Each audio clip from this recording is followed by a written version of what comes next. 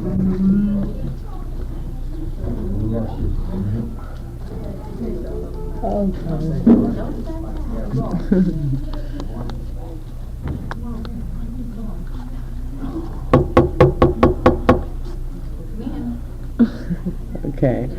Okay, hi, my name is Tempest. I'm an addict.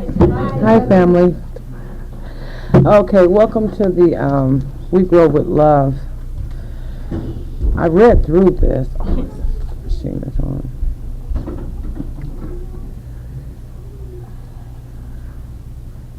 Okay.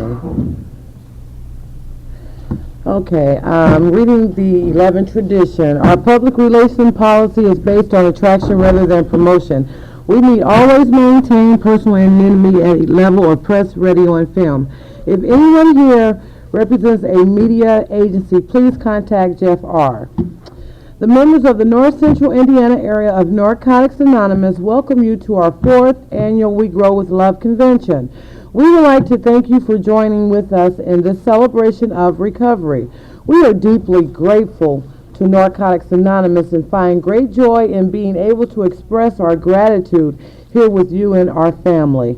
In Narcotics Anonymous, we are certain that when we come together to share our lives and our loves with each other, a miracle happens.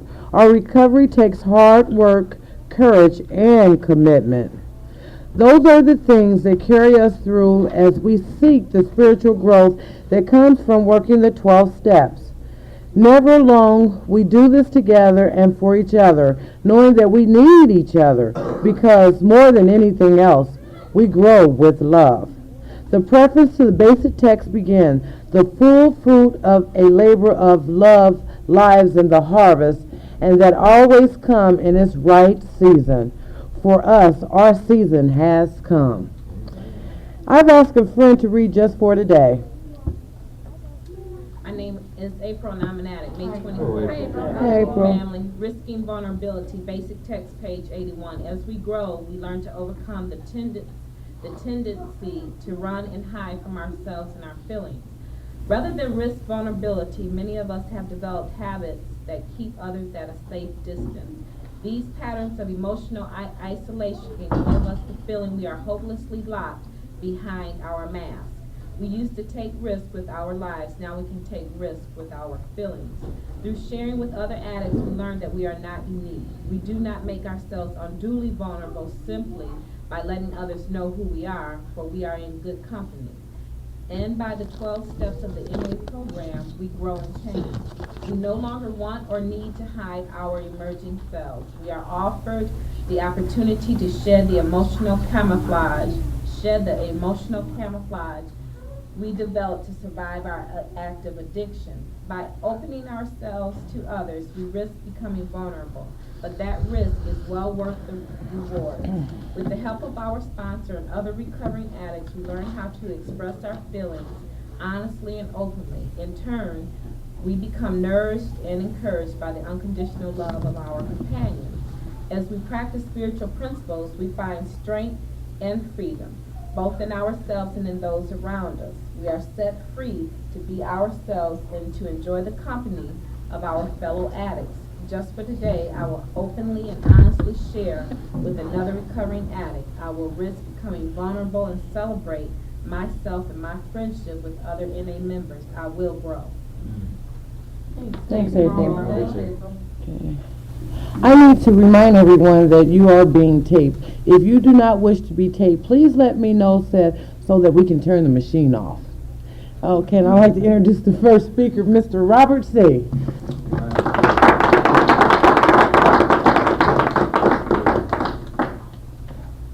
She's cheerful.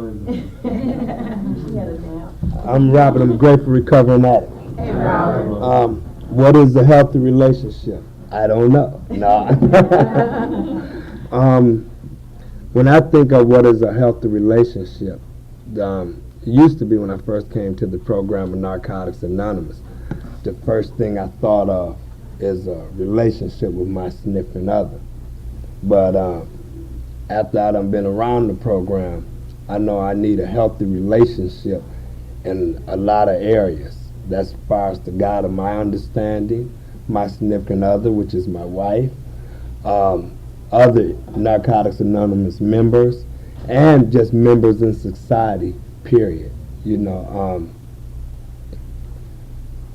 With my higher power and a healthy relationship with him, whom I choose to call him, that's for me sitting down and getting in touch with self and getting in touch with God, of my understanding, meditating, talking with him, one-on-one basis myself. And I does that in many ways. I'll be riding down the road and I'll be talking to my higher power as I'm driving. I might be at work, I might be at home. I have this intimate conversation with my higher power. Then when I have this conversation with my higher power and ask to be freed of different things, I just can't ask and not do the footwork. I have to ask, and along with asking, I have to do the footwork towards different things.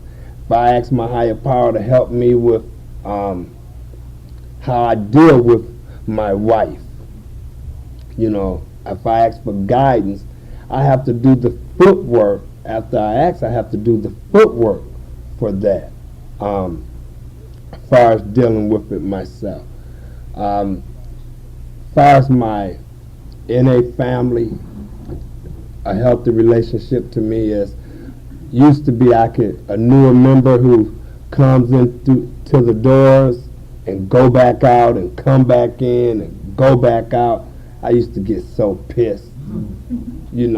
I used to say, he don't want no recovery, or she don't want no recovery, But little did I remember that used to be me, walking in the doors and didn't know which direction to turn.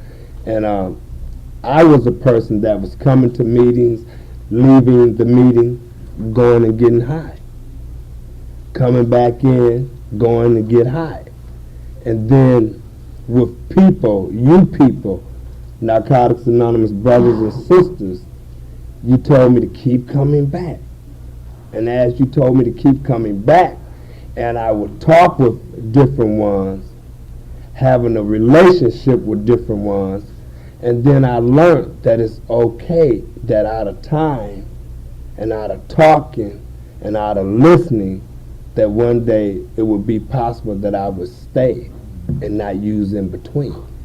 And that's how I look at it today.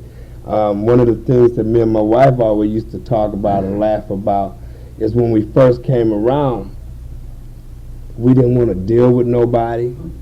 They didn't understand us, they disliked us, we thought all these things. Then they used to say, don't get in a relationship for the first year. Well, me and her had been together. We walked in the doors together. We was an item when we walked in the doors, And you probably have to end up leaving him, or you probably have to end up leaving her. Well, I was ready to leave Narcotics Anonymous, But I kept coming. By the grace of my higher power, I kept coming. And as we kept coming, the program started seeping in us, Then we got in relationship with other people that they broke that meaning down, because it is kind of rough for two newer members to walk in the door, go to dating, because they're not having focus on the program, they having focus on each other, and not the program. So that is kind of hard, But dealing with healthy relationships in the program, as I said, it's not just a husband and wife, a boyfriend, a girlfriend that I used to think. I know today is having a healthy relationship with, just like at this retreat, walking up to somebody I don't know and holding a conversation, getting your phone number, going back to Kalamazoo and using that phone number and start calling and start talking to you. You know, you don't know who the vessel might be or who you might touch with.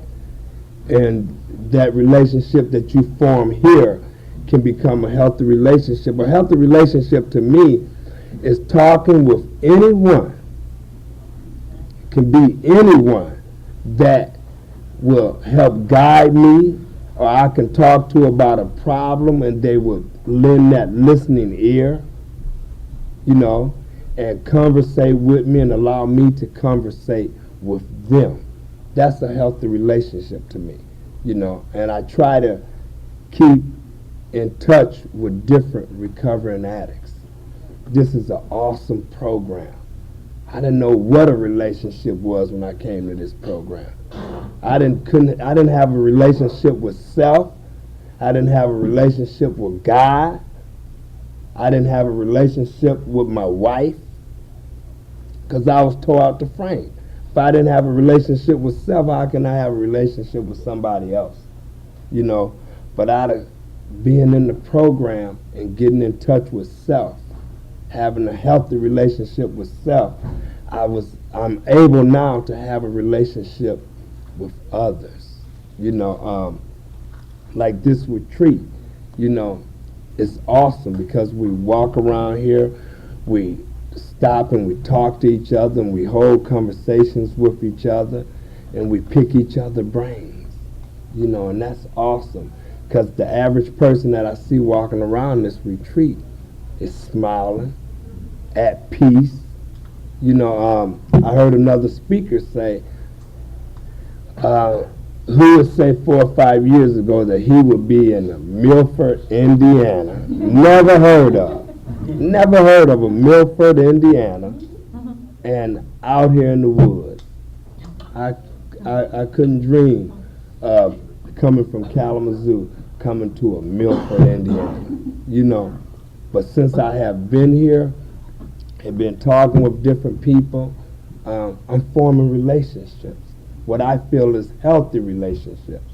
And when I form, as I said, a healthy relationship with self, it seeps out into the community, to other NA family members, you know, like my wife. You know, a lot of people look at us around our home group as we have a very healthy relationship. And we works on that hard. Couples in recovery, a healthy relationship, that is hard. Because, see, sometimes I try to work her program, sometimes she try to work my program. You know, when we might have a little argument, I say, you need to call your sponsor, you know, or vice versa, you know, or what step are you on, you know, and out of time, we came to the understanding that for us, that we don't get in each other in a business, in a sense. Otherwise, what step I'm on and how I use my sponsor is for me. And what step she on and how she use her sponsor is for her. You know, we try to keep that a little bit separate. Now that we done got a little clean time under our belt and been around, it's beginning to be an easy area for us. But oh man, that first 6 months to a year, we was tearing each other's neck off. You know, tearing each other's neck off. Because any madness will bring up the steps. And ain't that something? You get mad, you hollering at each other, and you're talking about the steps. You know, that's what we used to do. You know, and as I say, out of time, things start coming together for us. You know, we, as I say, leave each other alone in certain areas. You know, we talk in general, but basically, I try not to get mad and throw the step up in her face or throw her sponsor up in her face, cause or saying you ain't working no program, cause that's a fight. You know, that's a fight. And so being in the program, I have to run to different people. I have to run to ladies for my relationship. I have to run and talk to Narcotics Anonymous ladies. you know, by my wife telling me something that I don't agree with or don't understand, I'll go to one of you sisters and say, hey, this is what she talking, and you'll break it down for me. Because for her to try and break it down for me, I can't hear it. It's coming in this ear, going out this one. But when I go to another lady and say, this is what's going on, can you give me guidance? And then I listen to that other lady, she'll make me understand what my wife is trying to say to me, you know. And that same thing happens with other NA family members. I can get so mad at different NA members. They want to be my friend. They want to talk to me about different things, but they constantly going out. As I said, that irks me. It irks me. But now I know how to go to another member, talk to the other member, and tell them what's going on, and they'll help me search myself to see why I'm getting so mad at that other member. You know, and when I do that, I'll go back to that other member and try to form a bond, a healthy relationship. Because as the old saying go, you have no idea what person might be the person that walked through and can save you for that day. And it don't matter how much clean time you got, how long you done been around, everybody have them stormy days. You know, myself, I have stormy days, you know, but sticking with my higher power and talking to him on a regular basis, dealing with my sponsor. I had a sponsor that I never could catch up with him. I never could talk. You know, he's always gone. He's always on the run. I would call and leave messages to ask him, please call me. I couldn't get hold to my sponsor for nothing. But out of time, I knew for me to have a healthy relationship and to continue on, I had to get rid of that sponsor. I had to get another sponsor. And that's what I did. I got another sponsor, and I have a healthy relationship with him. He calls me. You know, even though we might not be able to get together, he calls me and we'll talk on the phone. Or I'll call him and we'll talk on the phone, forming a relationship with him. The program taught me all of that. I didn't know nothing about nothing until I came to the program of Narcotics Anonymous. That gave me guidance on what relationships is. As I said, relationship to me is me and another woman. And it's not. A relationship can be your higher power, your significant other, members, you know, all kind of. Somebody was sharing about he formed a relationship with his cat. You know, and that seems funny, but it's true. You can. You know, I have a little dog that's my son. It's not my dog, it's my son. I form a relationship with him. When I look forward to getting off work, coming home, and seeing our dog, you know, and he looked forward to us as well, you know. But a healthy relationship, I challenge you all as you sit around here today. You know, first of all, I'd like to ask you to do something, if I could. Someone in the rooms that you do not know, walk over and give them a hug right now. You can do that right now. Somebody you don't know.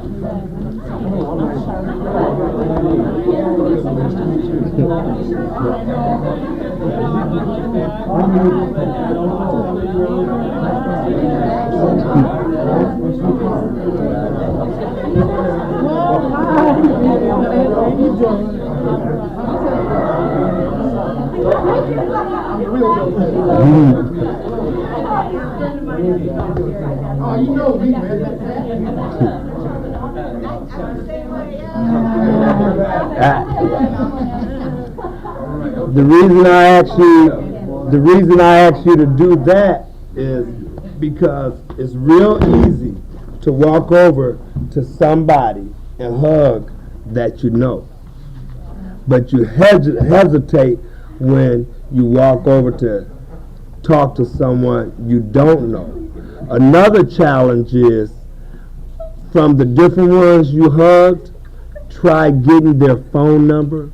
Find somebody, get a phone number, and if you don't do nothing else, call them one time. One time to just say, hey, I met you in Milford, Indiana at the retreat, and, see what comes from it. You never know what person, voice might save you for that day. You never know. And you never know from that phone call what kind of relationship will come out of it. That's something that I does. I used to go to conventions and get mad, very upset, because my wife would want to break away from me. We'll be at the convention. She said, okay, at this time I'm going to break away from you for about 3 or 4 hours. And she would go off into the sunset and find women and talk to women and sit down and get all kind of phone numbers, and I'll get jealous and I'll get mad because she don't want to be with me. And so how I used to start getting back is one day she was with me and I said, well, I'm going to break away from you. And I left and I went and got with some men and came up and shared about what I was doing, and men bum rushed me. I started getting phone numbers. I started getting with men, and I started talking to them and formed a healthy relationship with other men. That's awesome. I keep saying that, you never know what person you will talk to that you just might save them or they'll save you. I've been talking, it's a couple newer members that I was talking to, just started a conversation with them, and you ought to see the glow in them when they say, I just got my year, or I'm coming up on my year. Oh man, the glow in them. And a couple of them up here said, hey, this is my first convention. That's awesome. Do you remember your first convention? That's awesome. This program has taught me so much how to really have healthy relationships with my wife, as I said. That's one of the areas that I'm so proud of, because we talks about that, because as I say in Kalamazoo, a lot of people say, y'all seem so happy. Is it like that behind closed doors? I can honestly say, yes, it is. Yes, it is. And we wonder, we ask each other, is this real? Because we laugh, we have fun. Just like we do out in public, it's happening behind closed doors. And on the average, when it's a stormy day, it's her fault. No. No. On the average, when it's a stormy day, we do get mad at each other. But the program have taught us that to go in neutral corners, and when we come back out, listen to what the other person is saying. It's hard for us men to listen. A woman have a lot of good qualities and goals because they get intimate with self and with other women real easy. Men, we seem to stand off a little bit. But now I have learned that to get intimate, listen to what my wife is saying to me. Not only a wife, listen to what that other recovering addict is saying to you. And not necessarily, when someone is talking to you, they're not necessarily asking for a response. They just want to hear sometimes. that was so hard for me. It wasn't too many this is healthy relationships where from the beginning I didn't have too many healthy relationships because anytime somebody would say something to me, I'd comment on it. They say, I feel like using, I said, because you ain't working the steps. I feel like jumping on my wife, or something like that. And I said, because you got anger on the inside of you. He didn't want me to respond to him. He wanted me to listen to him. And so I try and do that today. I try to listen to people. I try to have not just a conversation, but an intimate conversation, a listening conversation, an understanding ear. And for me, that helps me as well. I'm going to get some of you men phone numbers while I'm up here. And just like I suggested, I'm going to take that same suggestion and call and say, hey, to somebody, I'm enjoying this convention. I will be here next year by the grace of God, my higher power. I will be here next year. And thank you for having me.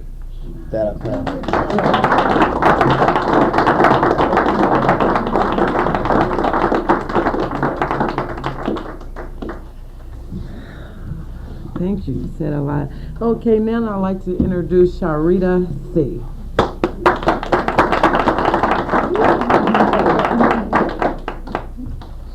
My name is Sharita C.G. and I'm a grateful recovering addict.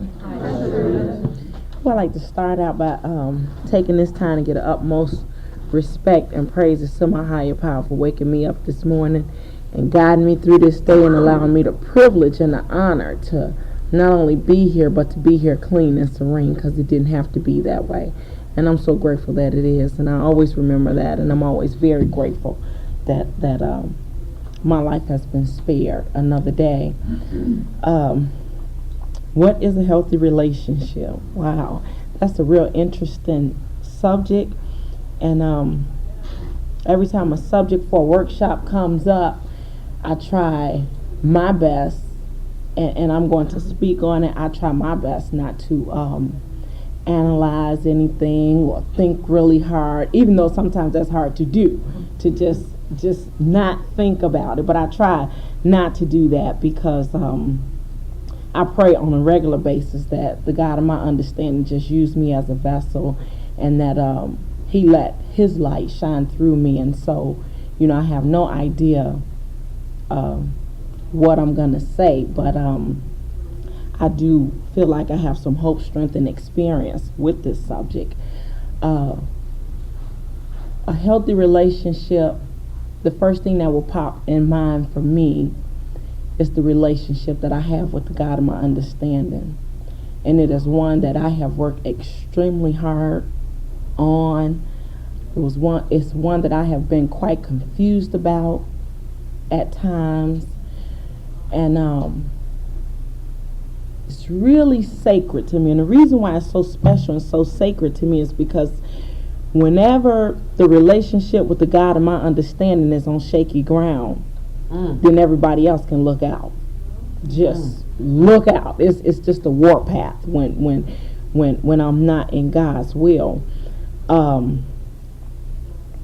My husband, who shared before me, had explained that we came into this fellowship together. We came by force and not by choice, with a little encouragement from the justice system on my behalf, right? And when we came around, and I had been indoctrinated into this program where they say, you seek recovery or you go to jail. And so I was into recovery at that time, right? And I heard a lot of people say, don't get into relationships for the first year, like he said, and you know, I can't share that with people. Don't get into relate, because that's not my experience. And y'all told me to share my whole strength and experience. And so I don't have that experience. Don't get into a relationship for a first year. I do understand the meaning behind that, because it was so hard trying to stay clean and be on this path, and then try to keep this focus or try to develop some kind of understanding of these feelings that I have with this person. It was really hard. You know, I had used for so long, and this person had been in my life, and then a couple of people would share with me, like he said, you know, they presented to us a couple of times, you got to make a choice. Because a lot of times when we chose to go back out together, I would run to people and say, you know, he made me do it. And then they would come back and tell me, well, you know, you need to make a decision. You need to either kick him to the curb or choose recovery. And you know, I didn't know anything about the program, so basically I felt like recovery must not be for me then, because I'm going to be with him, right? And it wasn't until I kept coming back and I kept coming back to where I developed the understanding that, you know, the love and the feelings that I had for this individual was one thing, but the beat down that I had received in the streets, the animal level of living that we had gotten to, the disrespect, the loss of morals and values, all of that had to be put into perspective. And it wasn't about the question of our love, but it was about what direction our life was going in. And when you got all that on your hands, it's just not a whole lot of room to be trying to figure out what does love mean to me. It just didn't work out. And so at that point, I started to pray to the God of my understanding. I started to present to him the situation. God, you know I love this person, and you know I need to stop using because I'm just a worthless piece of crap at this point. Help me see the way. Help me see the way. Well, to make a long story short, my prayers were answered. He was my boyfriend at that time. My boyfriend went to court on a non-sufficient fund check, and people just don't go to jail for that. Well, he did 6 months for that, and people couldn't believe he did 6 months for that. And my prayers have been answered. And of course I was like, oh God, I ain't mean like that, right? I ain't mean all the way. And in that 6 months, I had, when he went to jail and I realized that he was going to be there, I had presented my situation to God, and then the God of my understanding presented the situation to me. You can either get clean and be free of any pressure that close, because I still had the pressure, people still selling drugs and alcohol. The pressure that close to is what I was dealing with. Or my disease told me, now you can finally get high in peace. He's gone. You can just go all the way. And so he went to jail on the 5th of October, and I got paid like that Friday, and I said I was gonna get high in peace, and I did use that Friday, and I realized, like I already knew, that there was no peace in getting high. And through the grace of God, I made a decision that next day, you know, went down there, told him myself, and I have not picked up since then. And I was able to build a foundation while he was away with the God of my understanding, and get some courage to take a stand just in case he wanted to get high when he got out. I would have enough in me to say, you know what, I'm not going out like that. Because I never had it in me to say that. We got high together for the longest. How was I going to turn him down? He showed me something or came up with something. I didn't know how to do that. But I knew how to do that by the time he got out. You know, because I serve a mighty, wonderful, spectacular God. And he said, okay, I'm going to set it up for you now. The choice is yours, because we come here, and like y'all told me, we presented with choices. And so I was presented with a choice, and through the grace of God, he was being worked on while he was incarcerated.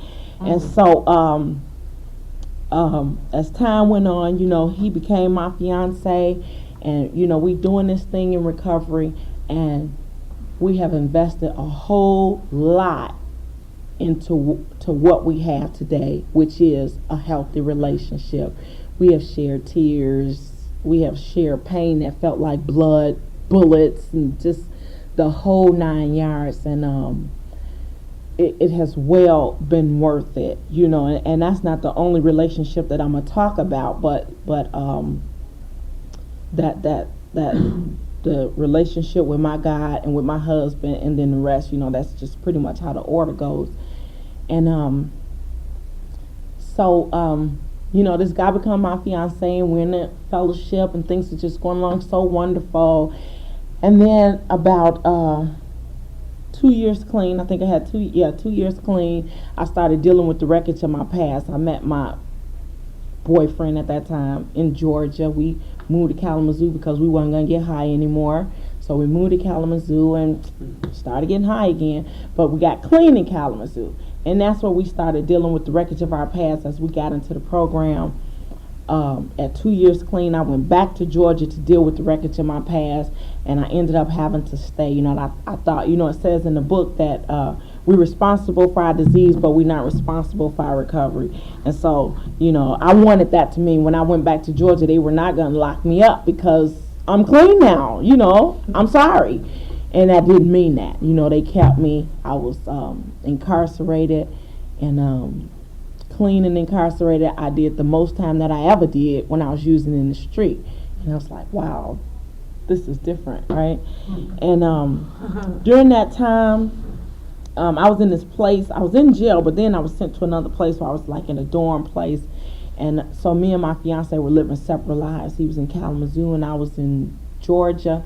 And you know, we were mingling with people, and he happened to have some intimate relationships with some people while I was away, and I had intimate relationship while I was away, and we were in contact the whole time.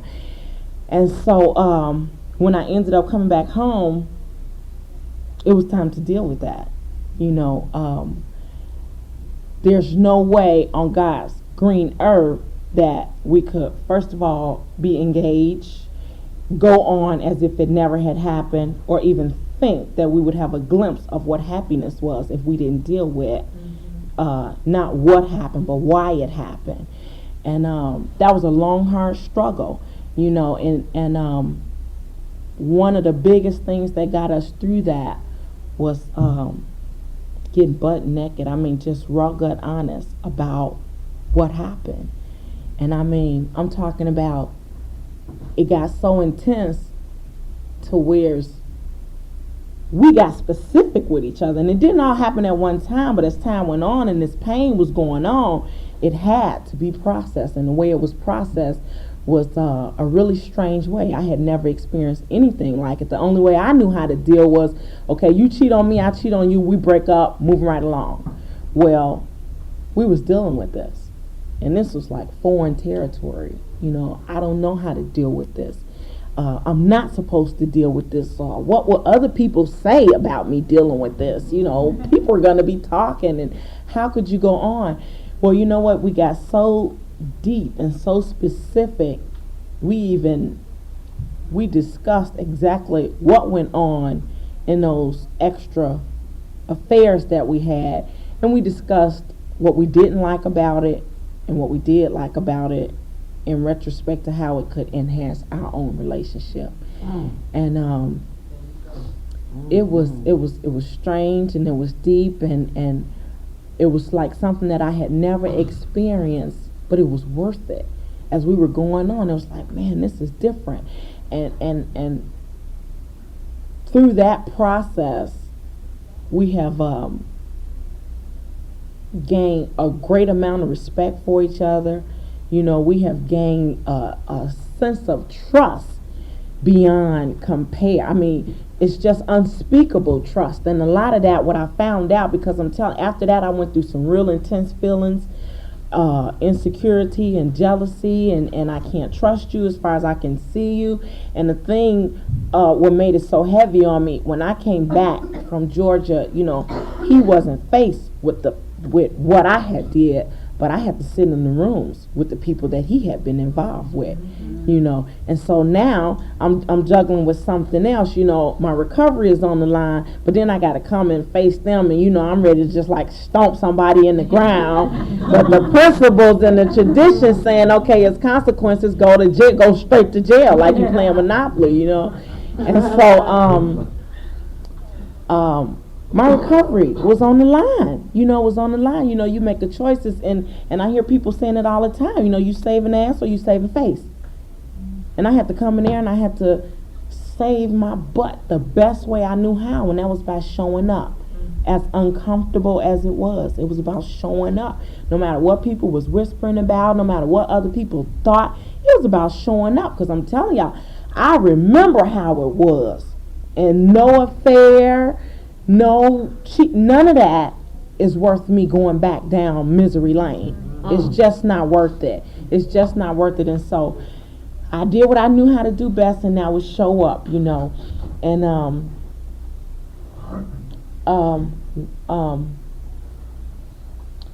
one of the things I learned a whole lot about Sharita during that time. I would be driving. My brain was just so scattered, and I was just so fried at times. I would have to pull over to the side of the road while we were, you know, healing from this. And I would just have to pull over and read step 10. You know, step 10 talks about dealing with the wreckage of today. Today, I ain't know nothing else but right here in this moment. How do I not go on his job and do a drive-by shooting? You know, how do I do that? Because I didn't know. I came that close. I'm telling you, I wanted to do some damage. But I had been around the fellowship long enough to know that consequences came along with that. You know, you can't just go and injure people and think that somebody's going to say, oh, you were really stressed out. No, it don't work like that. No. You can do some time, face the judge, and I understand you were emotionally upset, however. You know, and so during this time that I'm going through this with my fiance, I'm telling you, I developed the most healthiest, serene relationship with the God of my understanding. Because what I had found out was all I needed to do in the midst of this storm was turn it all over to him. And people kept saying, turn it over. Well, guess what? I was trying to do that, but it felt like a brick was on the page. How can I turn it over? I can't. You know, I can't turn it over. It's not flipping. It's not flipping, and I didn't know how to do that. And so it boiled down to the fact that this loving, wonderful, caring, spectacular, omnipresent God that I serve, he let me know that he's the same always, and that he would never cheat on me, he would never desert me, and if I was not just doing lip service when I said that I trust you, God, I believe in you, then let me take care of it. You know, let me take care of it. And during this time, y'all, I'm telling you, I began to truly heal with the God of my understanding. And that was the trust that I began to heal with my fiance. It wasn't coming from the fact that I trusted him so much. It was coming from the fact that I had put this faith in the God of my understanding, and I really meant that. It wasn't just lip service. I had to turn it over, and I had to believe that it was taken care of. You know, I couldn't turn over to God just the part that I thought he was capable of working out. I had to turn it all over. And I had to believe that if this was meant to be or if this was not meant to be, he would reveal that to me. Yes. He would reveal that to me. But primarily I had to make sure that self was out the way. See, because I can convince myself that this is God's will now. Yeah, that's without a doubt. I can make Sharita believe, oh, yeah, that's a sign for sure. I can do that. And I know when I'm doing that. I know when I'm tricking myself up and saying that, oh, this is God's will, and really it's not, because there's a voice in the back of my head saying, is it? Yeah. Is it really? And so, developing the healthiest relationship with the God of my understanding helped me to believe that what me and my fiance went through was something that occurred to get us to where we needed to be. And just like when I got locked up in Georgia, and just like when those affairs occurred, everything that I go through is not for me. I believe that I have been chosen in these rooms in Narcotics Anonymous, and everything that I go through is not necessarily for me. It's for the people who gonna get here after me and come up against the same situation and hear me sharing about it and knowing that you can get through it and you can get through it clean. It's not always about me, but my self-centeredness will tell me, why is this happening? And sometimes that's not my business why this is happening. And so, as I develop this relationship, this healthy relationship with the God of my understanding, everything else around me becomes much more safer. The friends that I make become safer. The sponsorship relationship that I have becomes safer, become healthy. And personally for me, it has to be safe in order for it to be healthy. I'm working on this 4th step, and I'm telling you, I scrutinize everything that I go through, with friends, with people that I attack with. I firmly believe that the God of my understanding has me on the spiritual path, and everybody is not meant to be on that path. Okay. But then when they start to get out the way, I don't understand that. Why is this person not my friend anymore? I don't understand that. And sometimes, again, it's not meant for me to understand. God has people in my life for a certain amount of time, and sometimes that's confusing. I don't know what God clock look like. I don't know if he's wearing a watch or got a stop clock. I don't know. And sometimes that throw me off, because I need to know, let me tell it. I need to know what's next. You think you can give me a clue or something? And that's not my business sometimes. I need to just trust and believe and keep going on. And just for today, my healthy relationships are interactions with people that I feel safe with. And I have to be honest and tell y'all that I don't feel safe with everybody that I come in contact with in the rooms of Narcotics Anonymous. And sometimes I feel funny about that, because, I just want to be happy, joyous, and free with everybody. But it don't work out like that. It don't work out like that. I am a prayer warrior. Sometimes my husband probably think I'm a prayer monster, because I believe in prayer. I pray about people who come into my life, people who leave my life, people who I get into an argument with, decisions that I have to make. I pray about every single thing that goes down in my life, because I know that I'm not in charge, y'all. I know that I'm not in charge. I am not in charge of anything. And I hear some people share that, they deserve a little bit of the credit, and that's on them. But Sharita, I have none of the credit. I have the God that I serve is responsible for getting me to these rooms in Narcotics Anonymous. He is responsible for keeping me here, and he has mechanisms and vessels that he used to do that, by being in the 1st step meeting, by seeing people with significant amount of time go back out, by seeing about suicide and hearing about suicide. So many different things that he create for me to see that this is how it can be and this is how it is. You know, and I have all the trust in the world that everything goes on in my life for a reason. You know, I strive to develop healthy relationships, especially with women, and that's real hard for me to do.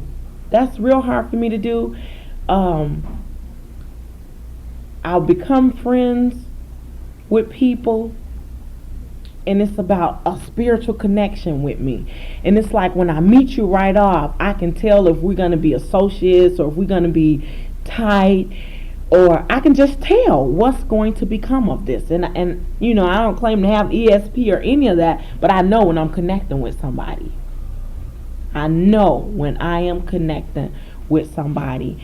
And sometimes when it seems like it's a pattern of non-connection going on, I'm wondering, man, what's up with this? Why am I being so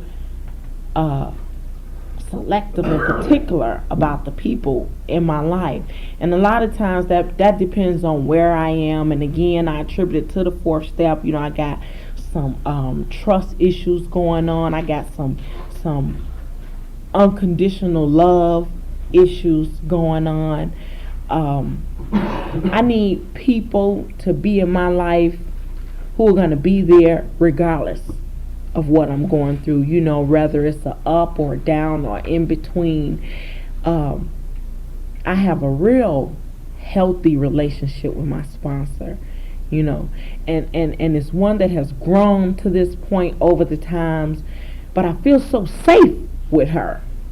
I just feel so comfortable and so safe, and just I can tell her some of the most uncomfortable stuff about me, and even after it come out my mouth, I'm like, man, did I reveal that to her? Did I really let somebody in on that? And you know, her eyebrows don't move, she don't hang up on me, and it's just the same. And I heard somebody share on a speaker tape. I listen to speaker tapes all the time. I heard somebody say that expectations lead to resentments. You know, and I believe that. You know, I believe when I expect you to realize that you need to do a certain thing, and then when it don't turn out like that, not only am I judging you, but I'm placing most of the time unrealistic expectations on you, which could have a real heavy burden on our relationship, you know. And one of the things that I've learned in the Rooms of Narcotics Anonymous, in order to get a healthy relationship, a trusting relationship, a loving relationship, is to be one. It's to be one. I can't go around looking for that in other people if I don't have it myself. It just don't work like that. I've got to possess those characteristics in order for it to become real with somebody else. And sometimes I possess characteristics that I don't even know about, but then I get with the right person and I realize that, man, I can do that too. And I feel safe enough to say, you know what, I don't know how to get where you are, but I sure would like to find out. But the only way somebody's going to know that is if I trust them, if we're safe enough to share that with them, you know. And that risk and vulnerability, that has a lot to do with healthy relationships. Because in order for somebody to come pick you up, like I hear this guy share all the time, they got to know where you at. They got to know where you at in order. And sometimes when I don't know how to share where I'm at, it comes out in a different way. You know, it comes out defensive and cold and ugly, when actually I'm trying to say to you, I don't know, or I'm not sure, or I'm jealous, or I'm uncertain. And my lack of communication to get that across can create something that I didn't mean to be there. And so this is definitely a learning experience. My husband, who is now my husband. Y'all notice I went from boyfriend to fiance to husband now. We have truly been through the storm, and I mean, we have been on some rocky roads, we've been on some serene roads, and by the grace of God, this is one of the happiest times in our life. And one thing that I share with him that I think is so ironic, sometimes I feel so comfortable sharing with somebody when we're going through a storm or something like that, and then when we having a wonderful time in our lives, why is that uncomfortable? I just want to walk up to somebody and they say, how you doing? And I just want to say, you know what? I am just so excited. I got a wonderful husband, a wonderful mother, and God is just so good, and it's just all working out. And sometimes I feel uncomfortable saying that. And I know the book talks about clinging to negativity, but I don't know. I just think that that's strange, and I need to share that. And I know that when the good times come, we need to cling on to them because they shall pass. And I heard this one guy say, you either in the storm, just got out of the storm, or getting ready for the storm. And we just got out of a storm about a couple of years ago, because in the midst of all of that, we were planning our wedding, in the midst of me going to jail and the affairs and this and that, and the wedding did take place, and it was a wonderful, it was just something that I didn't even think we were capable of pulling off, but we did, and it was beautiful, and it was well worth it. And the way that I remain this way is by constantly being in a healthy relationship with the God of my understanding, constantly being in a healthy relationship with myself. Because if I'm okay with who I am and what I stand for, then it's easy for me to be okay with you. My husband does not make me happy. We share happiness. We share happiness. I don't make him happy. We share happiness. And when we're both happy and we bring it together, we sharing it. He don't make me mad. I get mad over certain things, and then, it manifests. And I learned that in this program that people don't make me mad. I get mad. People don't make me happy. I am happy. People don't give me joy. I have it already. And so once I start to be able to describe who I am and appreciate all that God has done for me, and just man, sometimes I can just look around and look at that water and just realize how far I have come. I'm just grateful for who I am, and then all the rest that comes along with it, that's fine. But just through the grace of God, being happy, joyous, and free, being clean, that rests with me and the God of my understanding. And then the rest of it is a piece of cake. And I'm real grateful and privileged for this opportunity to share on this subject, and I'm going to keep coming back. Thanks. All right.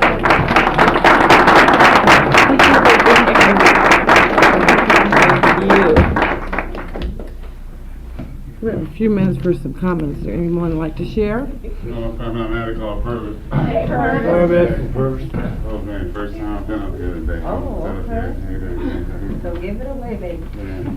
Hey, family, how y'all doing? Hello. All right. Well, Addict is the addict named Purvis, and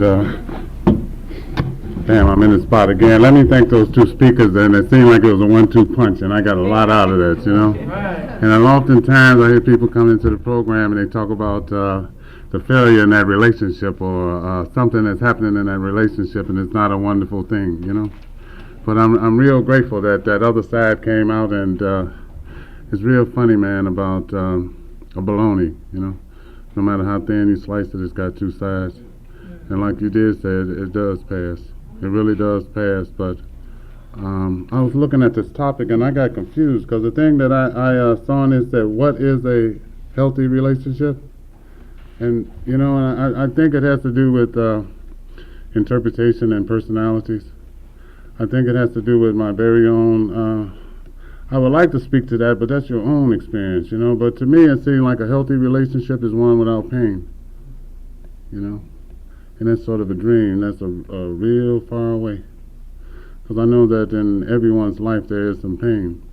But I'm real wonderful and is real grateful to be in this program called Narcotics Anonymous. I'm thankful that I can identify myself as an addict and know that my problem is addiction. That my problem is not only drugs and alcohol, my problem is addiction. And that relationship, man, is a real... Coming into this program, I began to understand one thing, and it was real important for me, is that I can come here and I didn't have to tell you that the outfit got clogged up and I was bleeding, and that I tried to hurry up and push this stuff in me so that it wouldn't upset my stomach and penetrate my bowels and get my head hurting real bad and can't control my body temperature, because you already know. And so that I could work on some other kinds of things. See, I came into this program beat down to the ground. I didn't, you know how they say the trap door, and then you open up the other door, and then you open up the other door, and you keep on falling to the bottom. And when you get way down to the bottom, and I think a lot of us have shared that experience, that I just want to quit. When I've had enough pain and really willing to change, then I'll have a successful day. See? And that I can come right into that room and start right there, and everybody understand where I'm coming from. That we do identify. I mean, it's not about comparison. That we know that, you know, destitution, degradation, going to jail, losing your wife. I know we can relate. You know? And so when I first came in here, man, I felt that I had betrayed so many people.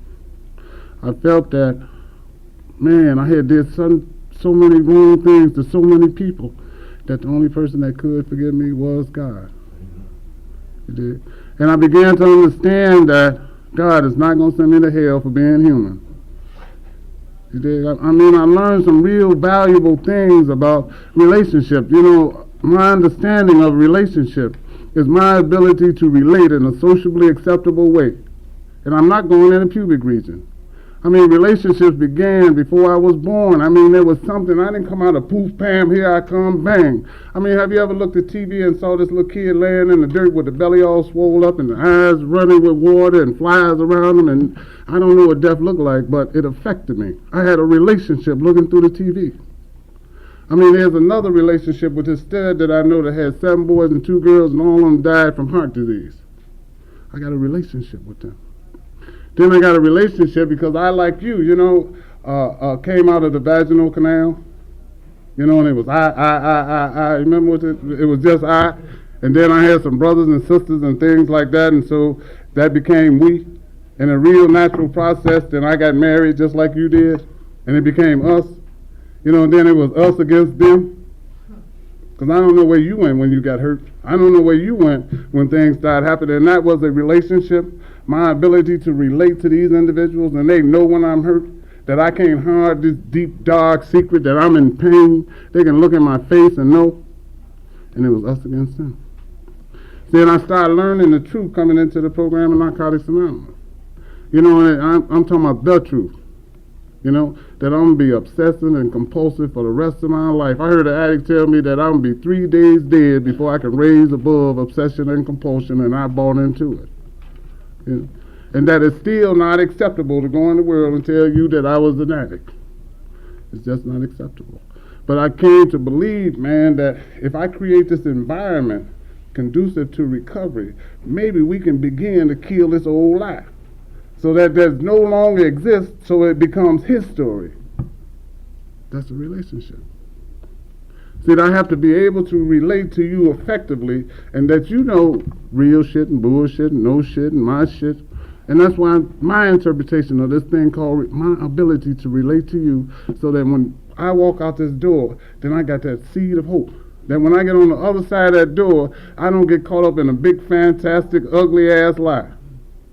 You did? Sitting into these rooms and being with these people and beginning to understand that everything in my life is a relationship.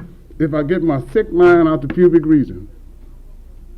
You know? That when I walk outside these rooms and the wind is blowing at 60 miles an hour, that I have a different relationship with the wind than if the wind was blowing at 2 miles an hour. Coming to understand, I don't know the string, the knot, the rope, but in August 1975, me and my wife got together. And I ain't like one of you young helibusters to get up in there and start pumping, you know. I get 50 pumps, skeet, boom, I'm through. And then when I roll over, I got another addict in the bed with me. And it's trying to be considerate of that other addict. See, understanding that when we first got together, we both dope fiends, you know, and that we didn't have very much money. I don't know, everybody don't relate to the same thing. And having to go to the pawn shop and buy a secondhand TV, and when you get up to the front porch, the handle breaks, and we still had to look at that TV. I don't, that we stayed in this one big ass room with a light in the middle of the ceiling, and either we had light or we didn't have light, you know. And I don't know what happened, but 22 years later, we're still together. You know, and I talking about encouragement. I talked to my uncle. He's talking about, look, boy, he said, stay 50 years, because he was celebrating it. And so you see somebody doing it, so damn, maybe I can do it too. You know, his name is Muck. Uncle Muck. How you do that with this knucklehead? I'm talking about the one I got a knucklehead, man. He said, just stay, boy. Ain't no trickery, ain't no magic, just stay. Grit your teeth and stay. You know, and he said one thing, in this thing they call relationship, because it's a real natural phenomenon, But he said, you know what makes grass green? Shit. And if you think the grass is green on the other side, go get into some more shit. So just stay. Just stay. So I don't know, it's a real funny thing that, man, I came into this program and I found some people and they said, without regard for race, creed, color, national origin, sexual preference, just stay. Don't lose that enthusiasm. Because it seems like, man, they created this circle in my mind that says that, man, no matter how much backbiting, no matter how much they go out, they said they had this grapevine before they had the fax machine. Just stay. And it's a real natural thing. If I stay in this, then I don't know you by name, first name and last name, that you become very important to me, that you are part of my history, and that it's all about our ability to kill that old lie. Somebody coming in off the street, if they beat down like and I was fortunate, man. I came into the program of Narcotics, I'm just talking about me. I came in the program of Narcotics Anonymous. I stayed in the program of Narcotics Anonymous. I stayed here long enough to know that I am an addict and that I suffer from the disease of addiction, which is more than drugs and alcohol. That I must deal with anger and resentment and fear, that I must be considerate of that girl who lays in the bed next to me, that I must try to defocus, that I must have a relationship, and that my relationship is not only in the pubic region, that my relationship has to be with men and women for whom drugs have become a major problem. I mean, man, sometimes I saw her saying it, and I'm talking about, damn, am I talking from my head or my heart? But whatever one I'm talking from, one of them that I believe and I really understand is that relationship is my ability to relate in a sociably acceptable manner. And I'm in a society of men and women for whom drugs have become a major problem. Thank you.